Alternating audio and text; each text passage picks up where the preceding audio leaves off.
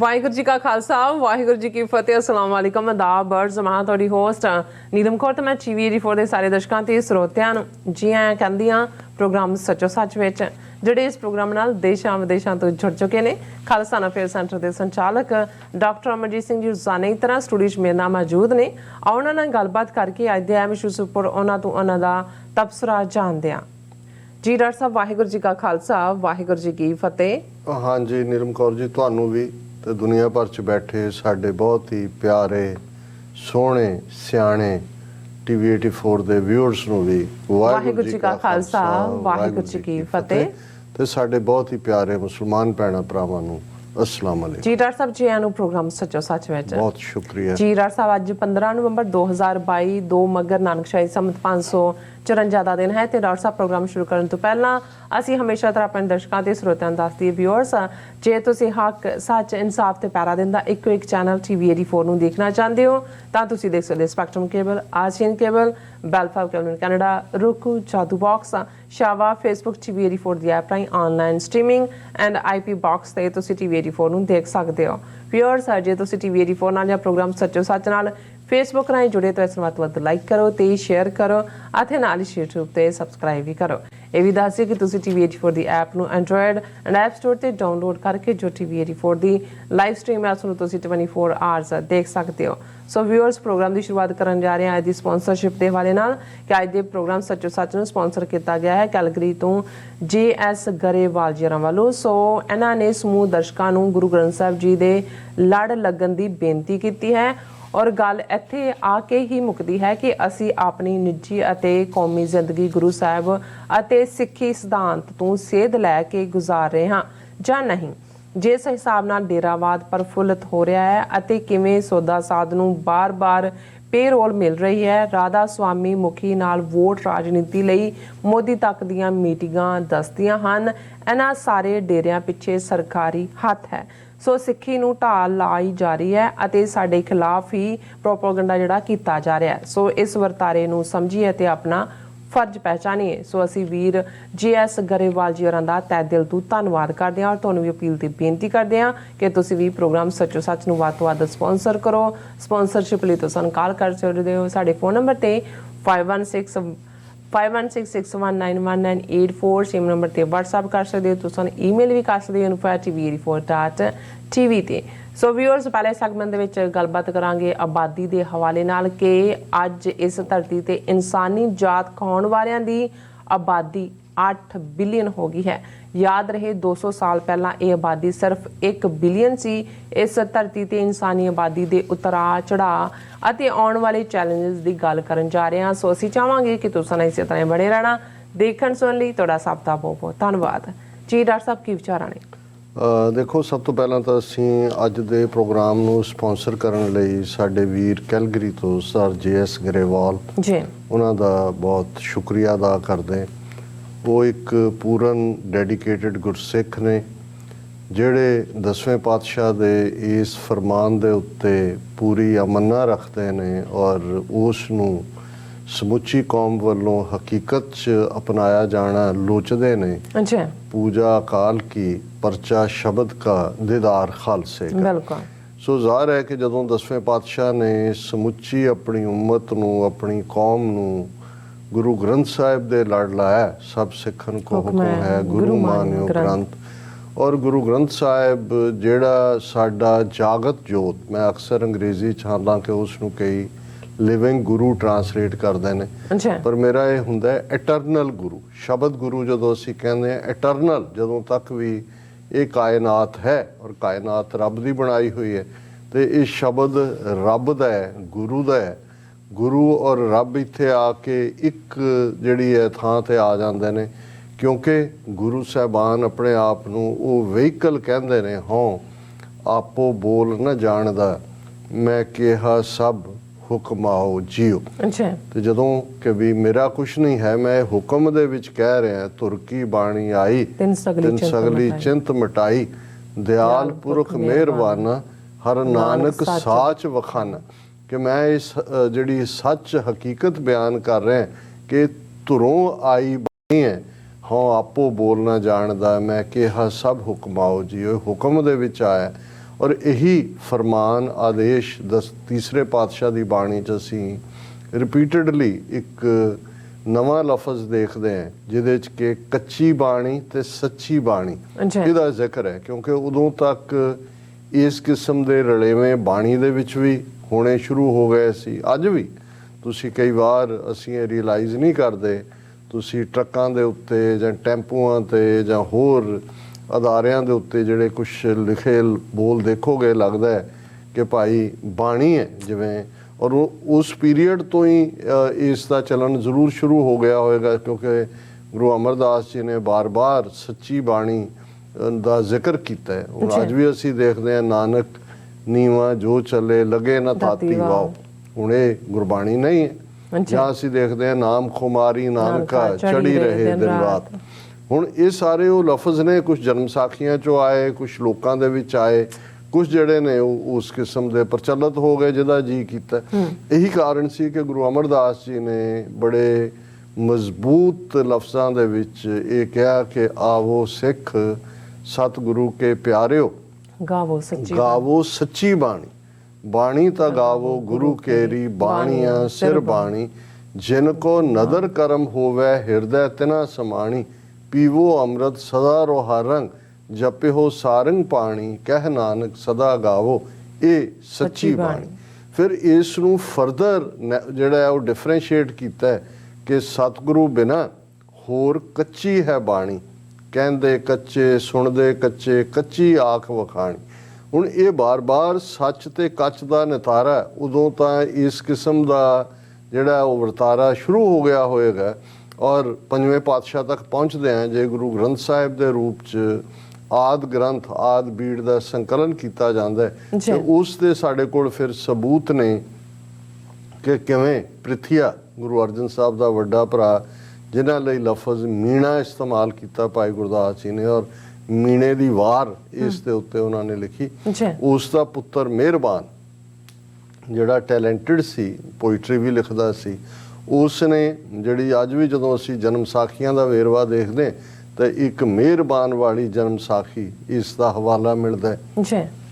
ਜ਼ਾਹਰ ਹੈ ਉਹ ਪ੍ਰਿਥੀ ਦੀ ਔਲਾਦ ਨੇ ਹੀ ਮਿਹਰਬਾਨ ਨੇ ਲਿਖਿਆ। ਔਰ ਇਸ ਕਿਸਮ ਦਾ ਹੋਰ ਵੀ ਐਸਾ ਕੁਝ ਚਲਨ ਦੇ ਵਿੱਚ ਆ ਗਿਆ ਸੀ ਕਿ ਗੁਰੂ ਅਰਜਨ ਸਾਹਿਬ ਨੇ ਫਿਰ ਸੱਚ ਤੇ ਕੱਚ ਦਾ ਨਿਤਾਰਾ ਕਰਦੇ ਗੁਰੂ ਨਾਨਕ ਸਾਹਿਬ ਦੀ ਬਾਣੀ, ਔਰ ਉਸ ਤੋਂ ਬਾਅਦ ਗੁਰੂ ਅੰਗਦ ਦੇਵ ਜੀ, ਗੁਰੂ ਅਮਰਦਾਸ ਜੀ, ਗੁਰੂ ਰਾਮਦਾਸ ਜੀ, ਜਿਹੜੀ ਬਾਣੀ ਸੈਂਚੀਆਂ ਦੇ ਰੂਪ ਵਿੱਚ ਉਹਨਾਂ ਤੱਕ ਪਹੁੰਚੀ ਸੀ। ਜ਼ਾਹਰ ਹੈ ਕਿ ਗੁਰਗੱਦੀ ਦੇਣ ਦਾ ਮਤਲਬ ਬਹੁਤ ਵਾਰ ਜਿਵੇਂ ਸਾਡੇ ਕਥਾਵਾਚਕ ਜਾਂ ਪੁਰਾਤਨ ਜਿਹੜੇ ਵਿਆਖਿਆਕਾਰ ਸੀ, ਉਹ ਤੇ 5 ਪੈਸੇ ਨਾਰੀਅਲ ਟਿੱਕਾ ਲਾਣਾ ਉਸ ਨਾਲ ਹੀ ਜੋੜ ਕੇ ਦੇਖਦੇ ਸੀ, ਜੋ ਵੀ ਉਸ ਵੇਲੇ ਦੀ ਰਸਮ ਰਿਚੁਅਲ ਤਾਂ ਜੋ ਹੋਇਆ ਹੋਏਗਾ।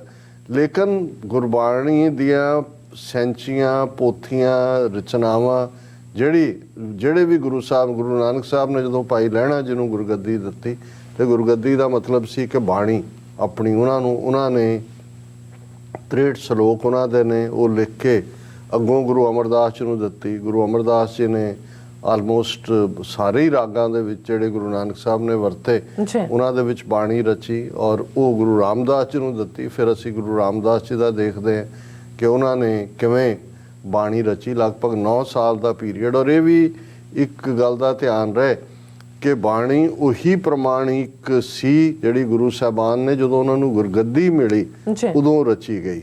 ਔਰ ਗੁਰੂ ਅਰਜਨ ਸਾਹਿਬ ਨੇ ਤਾਂ ਆਲਮੋਸਟ ਅੱਧਾ ਗੁਰੂ ਗ੍ਰੰਥ ਸਾਹਿਬ ਜੇ ਅਸੀਂ ਕਹੀਏ ਰਫਲੀ, ਤੇ ਉਹ ਗੁਰੂ ਅਰਜਨ ਸਾਹਿਬ ਨੇ ਰਚਿਆ। ਔਰ ਗੁਰੂ ਅਰਜਨ ਸਾਹਿਬ ਨੇ ਹੀ ਫਾਈਨਲ ਆਦ ਬੀੜ ਜਿਸ ਨੂੰ ਅਸੀਂ ਕਹਿੰਦੇ ਹਾਂ, ਉਸ ਦਾ ਪਹਿਲਾ ਪ੍ਰਕਾਸ਼ 1 ਸਤੰਬਰ 1604 ਨੂੰ ਹਰਮੰਦਰ ਸਾਹਿਬ ਦੇ ਅੰਦਰ ਕੀਤਾ। ਔਰ ਫਿਰ ਸਾਡੀ ਰਵਾਇਤ, ਸਾਡਾ ਇਤਿਹਾਸ ਇਹ ਦੱਸਦਾ, ਕਿਉਂਕਿ ਉਸ ਤੋਂ ਬਾਅਦ 6ਵੇਂ ਪਾਤਸ਼ਾਹ, 7ਵੇਂ ਪਾਤਸ਼ਾਹ, 8ਵੇਂ ਪਾਤਸ਼ਾਹ ਨੇ ਬਾਣੀ ਨਹੀਂ ਰਚੀ। ਗੁਰੂ ਤੇਗ ਬਹਾਦਰ ਸਾਹਿਬ 9ਵੇਂ ਪਾਤਸ਼ਾਹ ਨੇ ਜਿਹੜਾ ਉਹ ਬਾਣੀ ਰਚੀ, ਔਰ ਇੱਕ ਨਵਾਂ ਰਾਗ ਜਿਹੜਾ ਪਹਿਲੇ ਗੁਰੂ ਸਾਹਿਬਾਨ ਨੇ ਨਹੀਂ ਸੀ ਇਸਤੇਮਾਲ ਕੀਤਾ, ਉਸ ਦੇ ਵਿੱਚ ਵੀ ਜੈਜਾਵੰਤੀ ਰਾਗ। ਔਰ ਫਿਰ ਸਾਡਾ ਇਤਿਹਾਸ ਸਾਨੂੰ ਦੱਸਦਾ ਕਿ 10ਵੇਂ ਪਾਤਸ਼ਾਹ ਜਦੋਂ ਅਨੰਦਪੁਰ ਸਾਹਿਬ ਦਾ ਕਿਲ੍ਹਾ ਛੱਡਿਆ ਔਰ ਸਾਰਾ ਉਹਨਾਂ ਦਾ ਉਹ ਸੱਚ, ਹੱਕ, ਇਨਸਾਫ ਦਾ ਸਫ਼ਰ, ਔਰ ਅਖੀਰ ਲਗਭਗ 9 ਮਹੀਨੇ ਉਹ ਸਾਬੋ ਕੀ ਤਲਵੰਡੀ, ਜਿਸ ਨੂੰ ਦਮਦਮਾ ਸਾਹਿਬ ਦਾ ਨਾਂ ਦਿੱਤਾ ਗਿਆ, ਔਰ ਇਹ ਦਮਦਮਾ ਸਾਹਿਬ ਦੇ ਨਾਂ ਦੇ ਗੁਰਦੁਆਰੇ 6ਵੇਂ ਪਾਤਸ਼ਾਹ ਨਾਲ ਔਰ 10ਵੇਂ ਪਾਤਸ਼ਾਹ ਨਾਲ ਜੁੜੇ ਹੋਏ ਜ਼ਿਆਦਾ ਮਿਲਦੇ ਨੇ ਜੀ। ਕਿਉਂਕਿ ਅਸੀਂ ਇਹ ਸਮਝਦੇ ਹਾਂ ਕਿ ਵੀ ਜਦੋਂ ਤੁਸੀਂ ਕਮਰ ਕੱਸਾ ਕਰਕੇ ਨਿਕਲਦੇ ਹੋ ਔਰ ਫਿਰ ਜਦੋਂ ਤੁਸੀਂ ਕਮਰ ਕੱਸਾ ਖੋਲਦੇ ਹੋ, ਜਿਹੜਾ ਰੈਸਟਿੰਗ ਪਲੇਸ ਹੈ, ਦਮ ਲਿਆ ਜਾਂ ਸਾਹ ਲੈਣਾ, ਇਹ ਦਮਦਮਾ ਇਸ ਲਫ਼ਜ਼ ਚੋਂ ਹੀ ਨਿਕਲੇ।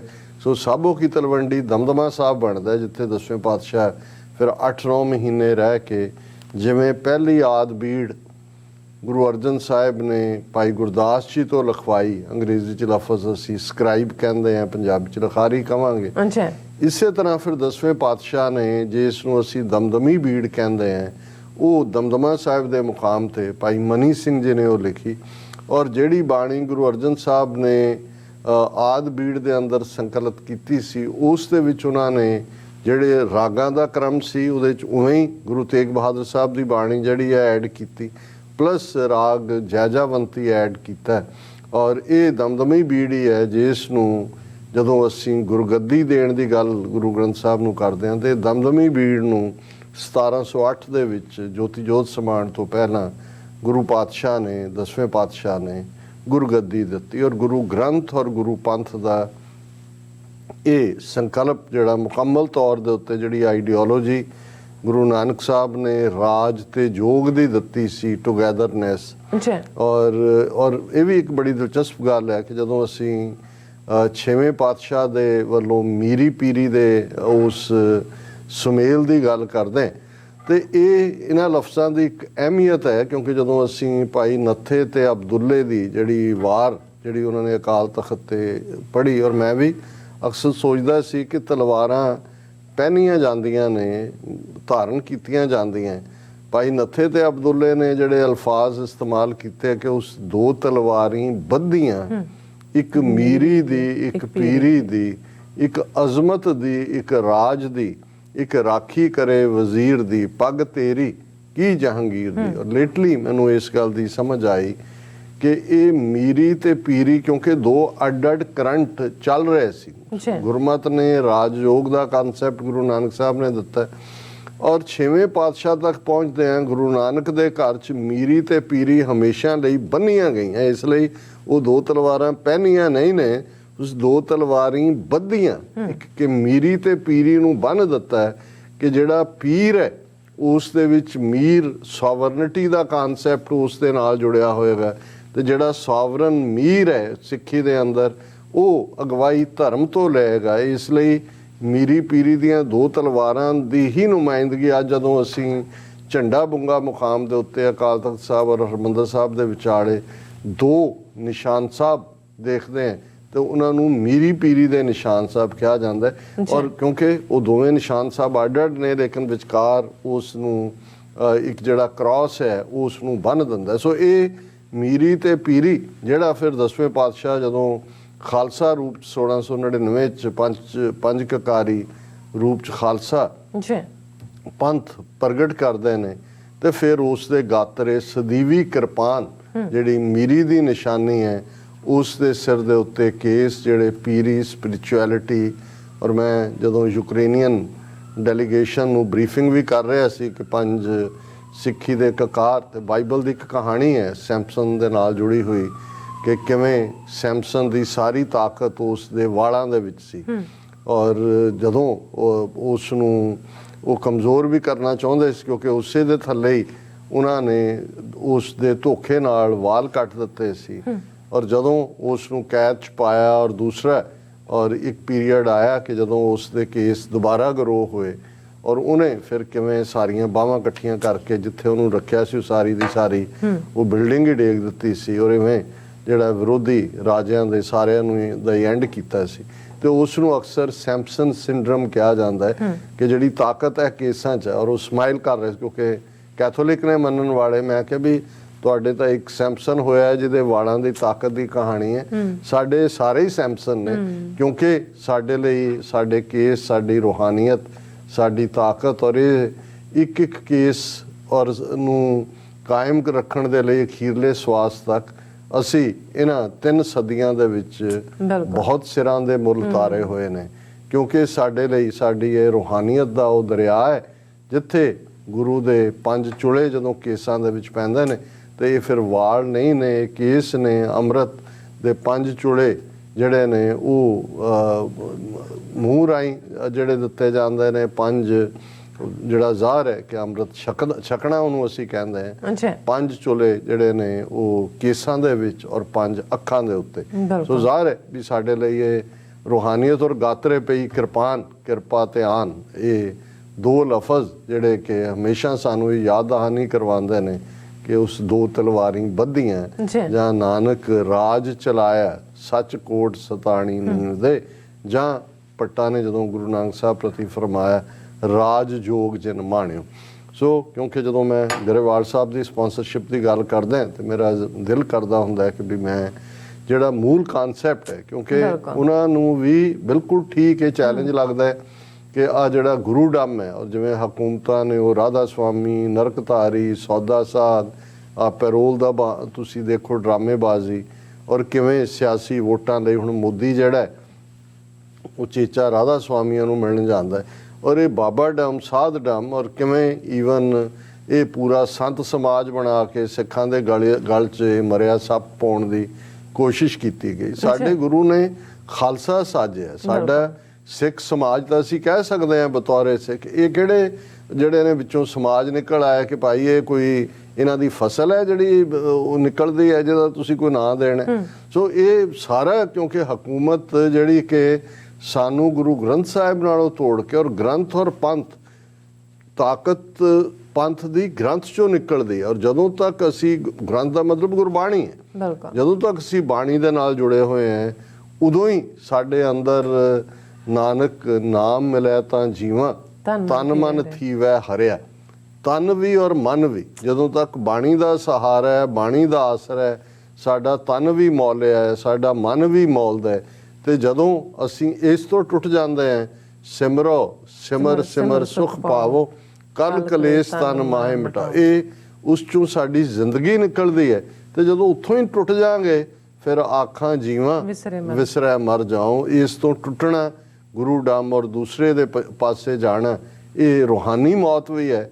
ਤੇ ਸਿੱਖ ਦੀ ਤਾਕਤ ਹੀ ਰੂਹਾਨੀਅਤ ਚੋਂ ਨਿਕਲਦੀ ਹੈ। ਸਾਡੇ ਜੇ ਰੂਹਾਨੀ ਤੌਰ ਦੇ ਉੱਤੇ ਅਸੀਂ ਅੰਦਰੋਂ ਨਹੀਂ ਜੁੜੇ ਹੋਏ ਗੁਰੂ ਦੇ ਨਾਲ, ਔਰ ਇਹੀ ਜਦੋਂ ਅਸੀਂ ਹਮੇਸ਼ਾ ਇਹ ਦੇਖਦੇ ਹਾਂ ਕਿ ਭਾਈ ਜਦੋਂ ਸ਼ਹਾਦਤਾਂ ਵੀ ਹੁੰਦੀਆਂ ਨੇ, ਗੁਰੂ ਸਾਹਿਬਾਨ ਦੀ ਆਪਣੀ ਸ਼ਹਾਦਤ ਹੁੰਦੀ ਹੈ, ਆਪ ਉਹ ਬਾਣੀ ਉਹਨਾਂ ਚੋਂ ਨਿਕਲਦੀ ਹੈ। ਪਰ ਉਹ ਵੀ ਗੁਰੂ ਤੇਗ ਬਹਾਦਰ ਸਾਹਿਬ ਦੀ ਸ਼ਹਾਦਤ ਆਉਣ ਵਾਲਾ 24 ਨਵੰਬਰ ਦਾ ਉਹਨਾਂ ਦਾ ਸ਼ਹੀਦੀ ਦਿਨ ਹੈ, ਔਰ ਜਲਾਦ ਤਿਆਰ ਖੜਾ ਤਲਵਾਰ ਲੈ ਕੇ, ਖੂਹ 'ਚ ਇਸ਼ਨਾਨ ਸਵੇਰੇ ਕੀਤਾ ਉਹਨਾਂ ਨੇ ਜਿਹੜਾ ਸੀਸਗੰਜ ਦੇ ਨਾਲ ਲੱਗਦਾ, ਔਰ ਉਹਨਾਂ ਨੇ ਜਪਜੀ ਦਾ ਪਾਠ ਅਸੀਂ ਦੇਖਦੇ ਹਾਂ ਕਿ ਵੀ, ਔਰ ਮੈਂ ਕਈ ਵਾਰ ਸੋਚਦਾ ਕਿ ਗੁਰੂ ਸਾਹਿਬਾਨ ਤੇ ਖੁਦ ਬਾਣੀ ਦੇਣ ਵਾਲੇ ਨੇ। ਇਹ ਸਾਨੂੰ ਉਹਨਾਂ ਨੇ ਜਾਚ ਸਿਖਾਈ ਹੈ ਕਿ ਅਖੀਰਲੇ ਪਲ, ਅਖੀਰਲੇ ਸਾਹ ਤੱਕ ਇਹ ਜੇ ਆਵੋ ਸਿੱਖ ਸਤਿਗੁਰ ਕੇ ਪਿਆਰਿਓ ਗਾਵੋ ਸੱਚੀ ਬਾਣੀ। ਤੇ ਬਾਣੀ ਸਾਡੇ ਜੀਵਨ ਦੇ ਹਰ ਪਲ ਦਾ ਸਾਡਾ ਸਹਾਰਾ ਹੈ ਅਖੀਰਲੇ ਸਾਹ ਤੱਕ। ਔਰ ਇਹੀ ਅਸੀਂ ਦੇਖਦੇ ਹਾਂ ਕਿ ਜੇ ਭਾਈ ਮਤੀ ਦਾਸ, ਉਹਨਾਂ ਦੇ ਤਨ ਦੇ ਉੱਤੇ ਜਿਹੜਾ ਆਰਾ ਫੇਰ ਕੇ 2 ਫਾੜ ਕੀਤਾ ਜਾਂਦਾ ਹੈ, ਤੇ ਜਦੋਂ ਦੋਨੋਂ ਹੀ ਧੜ ਦੇ ਹਿੱਸੇ ਦੋਵੇਂ ਪਾਸੇ ਡਿੱਗਦੇ ਨੇ, ਤੇ ਅਕਸਰ ਫੇਥ ਦੇ ਨਾਲ ਅਸੀਂ ਕਹਿੰਦੇ ਹਾਂ ਕਿ ਉਹਨਾਂ 'ਚੋਂ ਵੀ ਆਵਾਜ਼ ਆ ਰਹੀ ਸੀ ਕਿ ਜਿਨੀ ਨਾਮ ਤੇ ਆਇਆ ਗਏ ਮਸ਼ੱਕਤ ਕਾਲ, ਨਾਨਕ ਤੇ ਮੁਖ ਉਜਲੇ ਕੀਤੀ ਛੁੱਟੀ ਨਾਲ। ਇਹ ਬਾਣੀ ਦਾ ਪ੍ਰਭਾਵ, ਔਰ ਇਹੀ ਸਾਡੇ ਲਈ ਬਣਦਾ ਵੀ ਹੈ ਕਿ ਅਸੀਂ ਆਪਣੀਆਂ ਜੜ੍ਹਾਂ ਦੇ ਨਾਲ ਜੁੜੀਏ, ਆਪਣੇ ਗੁਰੂ ਦੀ ਬਾਣੀ ਦੇ ਨਾਲ ਜੁੜੀਏ।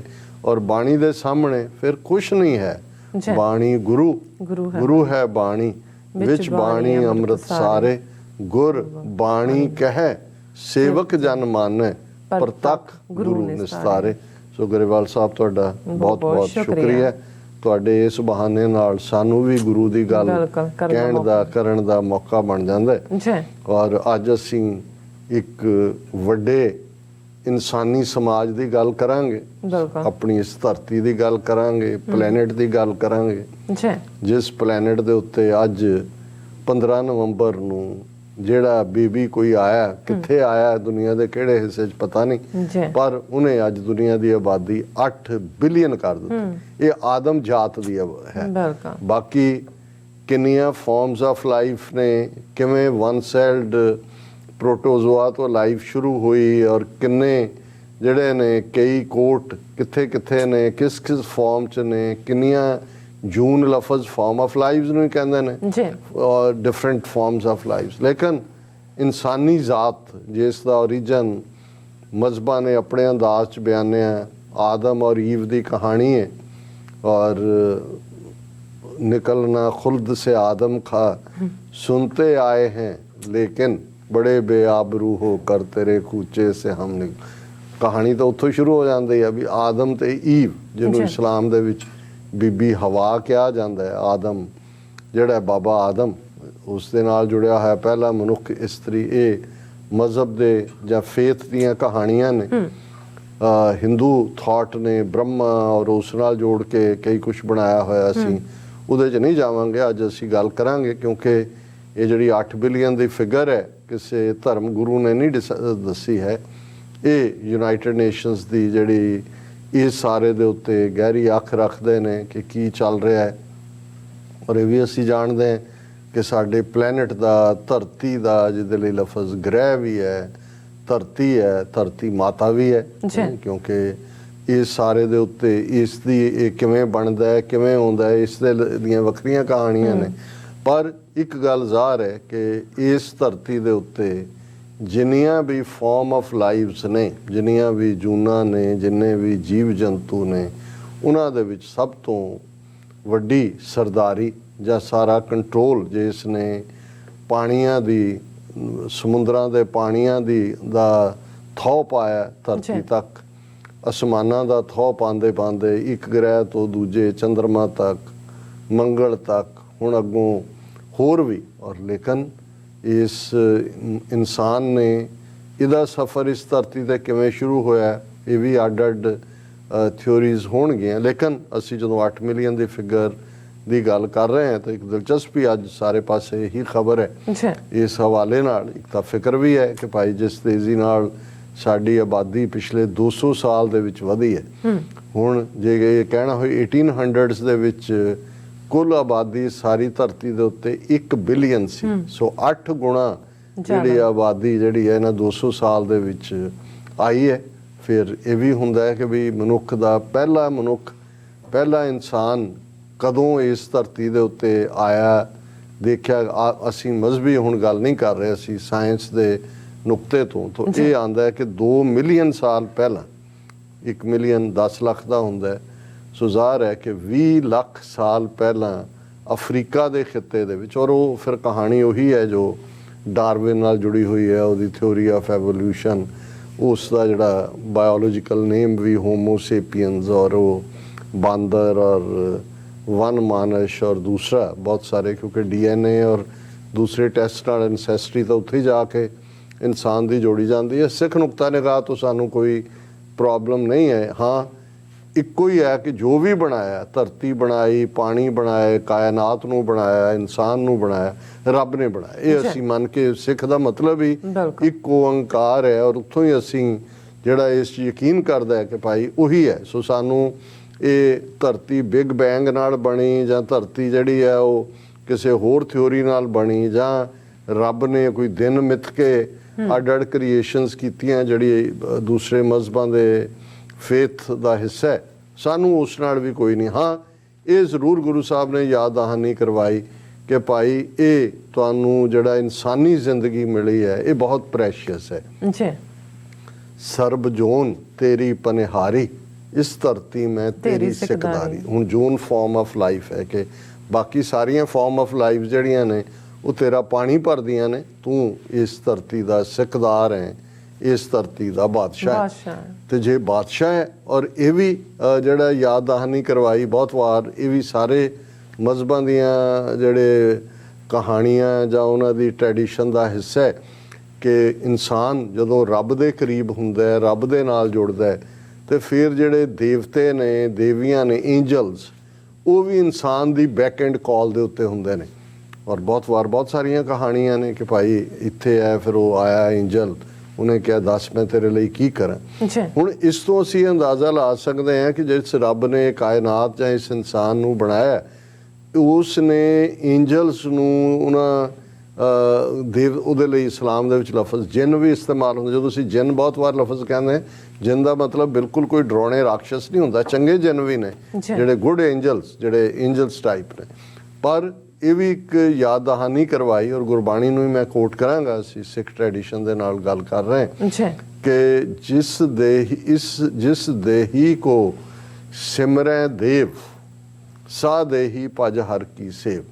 ਦੇਵ ਦੇਵਤੇ ਐਂਜਲਸ ਵੀ ਇਹ ਡ੍ਰੀਮ ਕਰਦੇ ਨੇ, ਐਂਜਲਸ ਵੀ ਇਹ ਚਾਹੁੰਦੇ ਨੇ ਕਿ ਅਸੀਂ ਇਨਸਾਨ ਬਣ ਜਾਈਏ, ਔਰ ਉਹਨਾਂ ਦੀ ਚਾਹਨ ਹੈ। ਕਿਉਂਕਿ ਇਨਸਾਨ ਦੇ ਤੌਰ ਤੇ ਮੈਂ ਇੱਕ ਵਾਰ ਇੱਕ ਰੂਹਾਨੀਅਤ ਦੀ ਦੁਨੀਆ 'ਚ ਕਾਫੀ ਅੱਗੇ ਵਧੇ ਇਨਸਾਨ ਨੂੰ ਪੁੱਛਿਆ ਸੀ, ਮੈਂ ਕਿਹਾ ਵੀ ਇਸ ਦਾ ਕੀ ਮਤਲਬ ਹੈ ਕਿ ਇਹ ਐਂਜਲਸ ਵੀ ਚਾਹੁੰਦੇ ਨੇ ਇਨਸਾਨ, ਐਸਾ ਉਹਨਾਂ ਕੋਲ ਕੀ ਐਸਾ ਨਹੀਂ ਹੈ ਉਹਨਾਂ ਦੇ ਕੋਲ ਜਿਹੜਾ ਉਹ ਇਨਸਾਨ। ਤੇ ਉਹਨਾਂ ਨੇ ਕਿਹਾ ਵੀ ਬਾਕੀ ਤਾਂ ਪਤਾ ਨਹੀਂ। ਉਹਨਾਂ ਨੇ ਕਿਹਾ ਵੀ ਮੈਂ ਜਿਵੇਂ ਸੋਚਦਾ ਕਿ ਇਨਸਾਨ ਦੇ ਕੋਲ ਥਾਟ ਤਾਂ ਹੈ, ਐਮੋਸ਼ਨ ਵੀ ਹੈ, ਟੱਚ ਹੈ, ਕਿ ਜਦੋਂ ਤੁਸੀਂ ਟੱਚ ਕਰਦੇ ਹੋ, ਤੁਸੀਂ ਜਿਹੜੀਆਂ ਉਹਨਾਂ ਨੂੰ ਮਹਿਸੂਸ ਕਰਦੇ ਹੋ।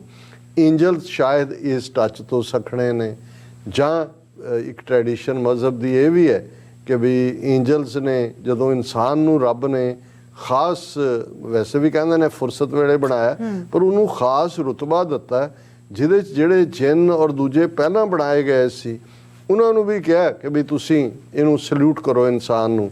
ਅਲਟੀਮੇਟਲੀ ਉਹਨਾਂ ਅੱਗੇ ਝੁਕਾਇਆ ਗਿਆ, ਔਰ ਸ਼ੈਤਾਨ ਜਿਹੜਾ ਉਹਨੇ ਝੁਕਣ ਤੋਂ ਨਾ ਕਰ ਦਿੱਤੀ। ਇਸ ਲਈ ਤਾਕਤਾਂ ਸ਼ੈਤਾਨ ਕੋਲ ਵੀ ਨਹੀਂ, ਬਣਾਇਆ ਰੱਬ ਨੇ ਸੀ ਉਹਨੂੰ।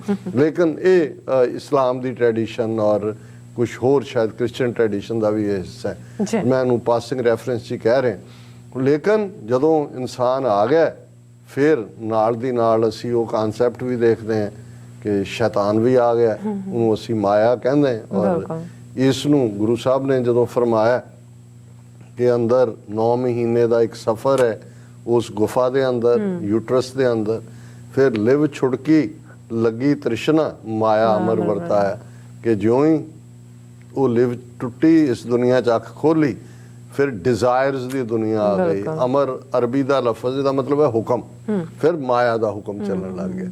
ਸੋ ਇਹ ਆਪਣੀ ਥਾਂ ਹੁਣ ਫਿਰ ਅਸੀਂ ਯੂਐਨ ਵੱਲ ਮੁੜੀਏ, ਸਾਨੂੰ ਫਿਰ ਉਧਰ ਨਿਕਲ ਜਾਈਦਾ, ਕਿਉਂਕਿ ਅਲਟੀਮੇਟ ਰਿਐਲਿਟੀ ਨੂੰ ਹੀ ਦੇਖਣ ਦੀ ਕੋਸ਼ਿਸ਼ ਹੁੰਦੀ ਹੈ। ਔਰ ਇਹ ਸਾਰੇ 2 ਮਿਲੀਅਨ ਸਾਲ ਪਹਿਲਾਂ ਜਿਹੜਾ ਪਹਿਲਾ ਮਨੁੱਖ ਆਇਆ, ਔਰ ਉਸ ਵੇਲੇ ਜਿਹੜੀ ਇਹ ਕੈਲਕੂਲੇਸ਼ਨ ਹੈ ਉਹਦੇ ਮੁਤਾਬਕ ਇਸ ਪਲੈਨਟ ਦੇ ਉੱਤੇ ਹੋਮੋ ਸੇਪੀਅੰਸ ਦੀ, ਇਨਸਾਨੀ ਨਸਲ ਵਾਲਿਆਂ ਦੀ ਆਬਾਦੀ 6 ਮਿਲੀਅਨ ਸੀ, 60 ਲੱਖ। ਔਰ ਫਿਰ ਇਹ ਆਉਂਦਾ ਹੈ ਕਿ ਭਾਈ ਜਦੋਂ ਤੱਕ ਅਸੀਂ ਪਹਿਲੀ ਸੈਂਚਰੀ 'ਚ, ਹੁਣ ਅਸੀਂ 2022 ਸਾਲ 'ਚ ਹੈ, ਜਿਹੜਾ ਪਹਿਲਾ ਸਾਲ ਹੈ ਸੈਂਚਰੀ ਦਾ, ਜਿਹਨੂੰ ਅਸੀਂ ਜ਼ਾਹਰ ਹੈ ਕਿ AD ਕਹਿੰਦੇ ਐਨੋ ਡੋਮਿਨੀ, ਇਨ ਦਾ ਈਅਰ ਆਫ ਆਵਰ ਲਾਰਡ। ਸੋ 2022 ਸਾਲ ਪਹਿਲਾਂ ਜਿਹੜੀ ਕੁੱਲ ਆਬਾਦੀ ਸੀ ਇਸ ਪਲੈਨਟ ਦੇ ਉੱਤੇ, ਉਹ 250 ਮਿਲੀਅਨ ਸੀ। ਔਰ ਇਸ ਦਾ ਜਦੋਂ ਅਸੀਂ ਈਵਨ 2 ਮਿਲੀਅਨ ਸਾਲ ਪਹਿਲਾਂ ਦੀ ਗੱਲ ਕੀਤੀ ਹੈ, ਤੇ ਫਿਰ ਈਵਨ ਇਹ ਵੀ ਆਉਂਦਾ ਹੈ ਕਿ ਵੀ ਜਦੋਂ ਪਹਿਲਾਂ ਤਾਂ ਉਹੀ ਇਨਸਾਨ ਹੰਟਿੰਗ 'ਚ ਹੈ, ਔਰ ਹੰਟਰ ਜਿਹੜੇ ਨੇ ਉਹਨਾਂ ਦੇ ਬੱਚੇ ਨਹੀਂ ਸੀ, ਥੋੜ੍ਹੇ ਸੀ। ਫਿਰ ਜਦੋਂ ਆਬਾਦੀ ਦਾ ਵਧਾਅ ਸ਼ੁਰੂ ਹੁੰਦਾ ਹੈ, ਔਰ ਉਸ ਦਾ ਵੀ ਓਰੀਜਨ 10,000 ਸਾਲ ਪਹਿਲਾਂ ਜੀਸਸ ਦੇ ਜਨਮ ਤੋਂ, ਜਦੋਂ ਕਿ ਐਗਰੀਕਲਚਰ ਔਰ ਇਸ ਨੂੰ ਨਿਓਲਿਥਿਕ ਈਰਾ ਦੇ ਨਾਲ ਕਿਹਾ ਜਾਂਦਾ ਹੈ, ਜਦੋਂ ਖੇਤੀਬਾੜੀ ਸ਼ੁਰੂ ਹੋਈ। ਪਹਿਲਾਂ ਤਾਂ ਉਹੀ ਹੰਟਿੰਗ ਹੈ, ਫਿਰ ਐਨੀਮਲਸ, ਦੁੱਧ ਦਾ ਕਨਸੈਪਟ ਆ ਗਿਆ 4 ਚੁਫੇਰੇ। ਫਿਰ ਜਦੋਂ ਖੇਤੀਬਾੜੀ ਸ਼ੁਰੂ ਹੋਈ 10,000 BC ਦੇ ਵਿੱਚ, ਫਿਰ ਸੈਟਲ ਡਾਊਨ ਹੋਣਾ ਸ਼ੁਰੂ ਹੋਇਆ। ਔਰ ਇਹ ਜਿਹੜੀ ਹੈ ਸ਼ੁਰੂਆਤ ਹੋਈ। ਹੁਣ ਇਸ ਪੀਰੀਅਡ ਦੇ ਵਿੱਚ ਜਿਹੜੀਆਂ ਇਹ ਸਾਰੀ ਕੈਲਕੂਲੇਸ਼ਨ 'ਚ ਆਇਆ ਵੀ ਜਦੋਂ ਆਬਾਦੀਆਂ ਘਟੀਆਂ, ਖਤਮ ਹੋਈਆਂ, ਜ਼ਾਹਰ ਹੈ ਕਿ ਜਦੋਂ ਟਰਾਈਬਲ ਸੁਸਾਇਟੀ, ਆਪਸ ਜੰਗਾਂ, ਕਬੀਲੇ ਮਾਰੇ ਜਾਂਦੇ ਨੇ ਉਹਨਾਂ ਦੇ ਵਿੱਚ ਨਾ, ਫਿਰ ਇੱਕ ਜਿਹੜਾ ਕਿ ਨੋਨ ਹੁਣ ਦੀ ਹਿਸਟਰੀ ਦੇ ਵਿੱਚ 1300 ਤੋਂ 1400, ਆਲਮੋਸਟ 600-700 ਸਾਲ ਪਹਿਲਾਂ, ਇੱਕ ਜਿਸ ਨੂੰ ਬਲੈਕ ਡੈਥ ਕਿਹਾ ਜਾਂਦਾ ਹੈ, ਉਹਦੇ 'ਚ ਬਹੁਤ ਜ਼ਿਆਦਾ ਆਬਾਦੀ ਘਟ ਗਈ ਸੀ। ਆਲਮੋਸਟ 100 ਮਿਲੀਅਨ ਲੋਕ ਮਾਰੇ ਗਏ ਸੀ। ਸੋ ਇਹ ਆਲਮੋਸਟ 6-7 ਸਦੀਆਂ ਪਹਿਲਾਂ ਦੀ ਕਹਾਣੀ ਹੈ।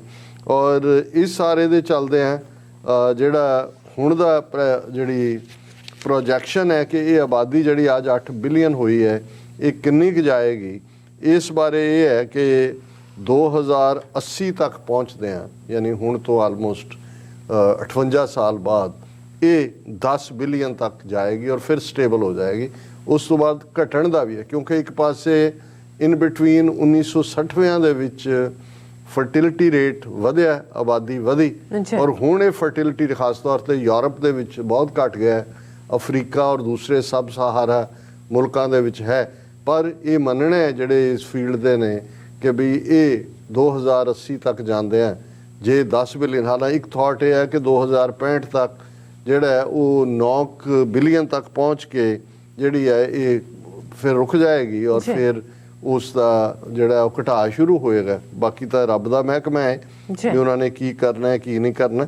ਲੇਕਿਨ ਇਸ ਦੇ ਨਾਲ ਚੈਲੰਜਸ ਵੀ ਨੇ, ਰਿਸੋਰਸਿਸ ਕਿੰਨੇ ਨੇ, ਜਿਹੜੀ ਸਾਡੇ ਕੋਲ ਸਾਧਨ ਸੀ ਫੋਸਿਲਸ, ਉਸ ਰਾਹੀਂ ਅਸੀਂ ਐਨਵਾਇਰਨਮੈਂਟਲ ਹੈਜ਼ਰਡ ਕਿਹੜੇ ਕ੍ਰੀਏਟ ਕਰ ਰਹੇ ਹਾਂ ਔਰ ਕਿਵੇਂ ਇਸ ਸਾਰੇ ਦੇ ਨਾਲ ਜਿਵੇਂ ਇੱਕ ਐਕਸਪਰਟ ਨੇ ਕਾਫੀ UN ਦੇ ਨੇ ਸਖਤ ਲਫ਼ਜ਼ ਇਸਤੇਮਾਲ ਕੀਤੇ, ਜੋਇਲ ਕੋਹਨ ਰੌਕਫੈਲਰ ਯੂਨੀਵਰਸਿਟੀ ਲੈਬੋਰਟਰੀ ਦਾ ਹੈ, ਉਹਨੇ ਕਿਹਾ we are stupid, we lacked foresight, we are greedy, we don't use the information we have, that is why where the choices and the problems ਕਿ ਸਾਡੀ ਜਿਹੜੀ ਇਨਸਾਨੀ ਨਸਲ ਦੀਆਂ ਪ੍ਰੋਬਲਮਸ ਨੇ ਉਹ ਇਦੋਂ ਤੋਂ ਹੀ ਨੇ ਕਿ ਅਸੀਂ ਸਿਆਣਪ ਤੋਂ ਕੰਮ ਨਹੀਂ ਲੈ ਰਹੇ। ਔਰ ਇਸ ਸਾਰੇ ਦੇ ਨਾਲ ਜਿਹੜਾ ਫਿਰ ਬਾਕੀ ਹਿਸਟਰੀ ਹੈ ਕਿ ਮੈਡੀਟਰੇਨੀਅਨ ਦੇ ਵਿੱਚ ਪੀਰੀਅਡ 'ਚ ਕਿਵੇਂ ਜਿਹੜੀ ਆਬਾਦੀ ਖਤਮ ਹੋਈ। ਔਰ ਜੇ ਅਸੀਂ 20ਵੀਂ ਸਦੀ 'ਚ ਦੇਖੀਏ ਤੇ first world war, second world war, ਉਸ ਤੋਂ ਬਾਅਦ ਦੀਆਂ ਵਾਰਸ ਨੇ ਵੀ ਆਬਾਦੀ। ਪਰ ਹੁਣ ਇਹ ਦੇਖਣ ਵਾਲੀ ਗੱਲ ਇਹ ਹੈ ਕਿ ਜੇ ਇਹ ਆਲਮੋਸਟ 200 ਸਾਲ ਪਹਿਲਾਂ 1 ਬਿਲੀਅਨ ਸੀ ਤਾਂ ਇੱਕਦਮ ਇੱਥੋਂ ਤੱਕ ਕਿਵੇਂ ਪਹੁੰਚੀ। ਇੱਥੇ ਮੈਂ ਕਨਕਲੂਜਨ ਤੋਂ ਪਹਿਲਾਂ ਇਹ ਕਹਾਂ, ਬਹੁਤ ਵਾਰ ਅਸੀਂ ਆਪਣੇ ਬਜ਼ੁਰਗਾਂ ਤੋਂ ਵੀ ਸੁਣਿਆ, ਆਪਣਿਆਂ ਤੋਂ ਵੀ, ਜੀ ਪਹਿਲਾ ਵਕਤ ਹੁੰਦਾ ਸੀ ਉਮਰਾਂ ਬਹੁਤ ਲੰਮੀਆਂ ਹੁੰਦੀਆਂ ਸੀ, ਹੁਣ ਉਮਰਾਂ, ਇਹ ਗੱਲ ਠੀਕ ਨਹੀਂ ਹੈ, ਇਹ ਫੈਕਟ ਨਹੀਂ ਹੈ।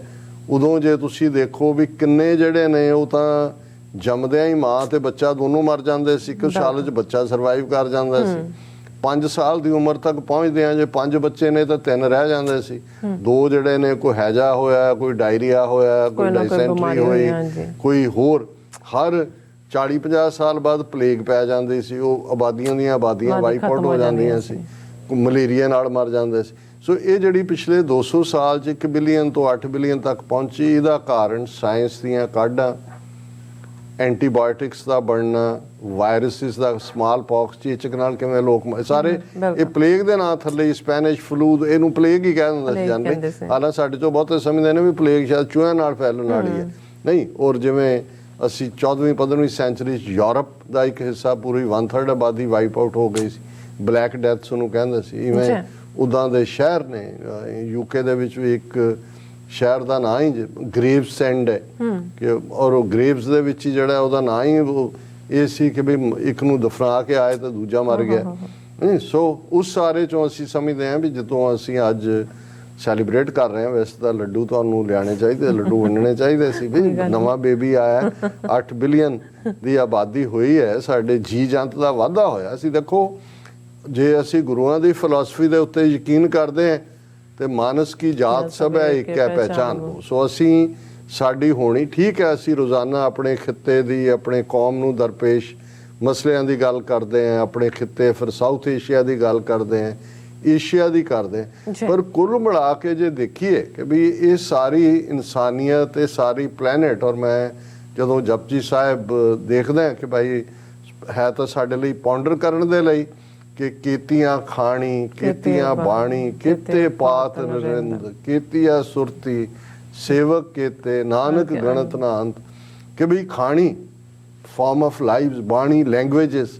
ਜੇ ਅਸੀਂ ਅੱਜ ਦੇਖੀਏ ਵੀ 8 ਬਿਲੀਅਨ ਲੋਕ, ਹਜ਼ਾਰਾਂ ਦੀ ਗਿਣਤੀ 'ਚ ਲੈਂਗੁਏਜਸ, ਕਿੰਨੀਆਂ ਨਸਲਾਂ, ਕਿੰਨੇ ਲੋਕ, ਕਿੱਥੇ ਕਿੱਥੇ, ਪਰ ਉਹੀ ਬਲੱਡ ਗਰੁੱਪ ਨੇ, ਉਹੀ ਸਾਡਾ ਵਜੂਦ ਹੈ, ਉਵੇਂ ਹੀ ਦਿਲ ਕੰਮ ਕਰਦਾ, ਉਵੇਂ ਹੀ ਫੇਫੜੇ ਕੰਮ ਕਰਦੇ ਨੇ, ਉਵੇਂ ਹੀ ਦਿਮਾਗ ਕੰਮ ਕਰਦਾ, ਉਵੇਂ ਹੀ ਜਦੋਂ ਕੋਈ ਵਾਇਰਸ ਆ, ਕੋਵਿਡ-19 ਨੇ ਜਦੋਂ ਪੁੱਠਾ ਕੀਤਾ ਤੇ 1.5 ਕਰੋੜ ਦੁਨੀਆ ਦੇ ਹਰ ਖਿੱਤੇ ਦੇ ਵਿੱਚ ਹੀ ਹੋਏ। ਫਿਰ ਨਫ਼ਰਤ ਦੀ ਕਿੱਥੇ ਥਾਂ ਹੈ? ਜਦੋਂ ਅਸੀਂ ਅੱਜ ਵੀ ਅਮਰੀਕਾ ਵਰਗੇ ਮੁਲਕ 'ਚ ਜਿੱਥੇ ਅਸੀਂ ਹੇਟ ਕ੍ਰਾਈਮਸ ਦੇਖਦੇ ਹਾਂ, ਨਿਊਯਾਰਕ ਦੇ ਇੱਕ ਏਰੀਆ 'ਚ ਹੀ ਆਇਆ ਜੀ, ਰਿਪਬਲਿਕਨ ਕਿਵੇਂ ਜ਼ਿਆਦਾ ਜਿੱਤ ਗਏ ਡੈਮੋ, ਉਹਨਾਂ ਨੇ ਕਿਹਾ ਜੀ ਉੱਥੇ ਏਸ਼ੀਅਨਸ ਦੇ ਖਿਲਾਫ ਹੇਟ ਕ੍ਰਾਈਮ ਔਰ ਕੋਈ ਕਾਰਵਾਈ ਨਹੀਂ, ਜਾਂ ਦੂਜੇ ਲੋਕ ਦੂਜੇ ਪਾਸੇ ਟਰਨ ਅਰਾਊਂਡ ਹੋ ਰਹੇ ਨੇ।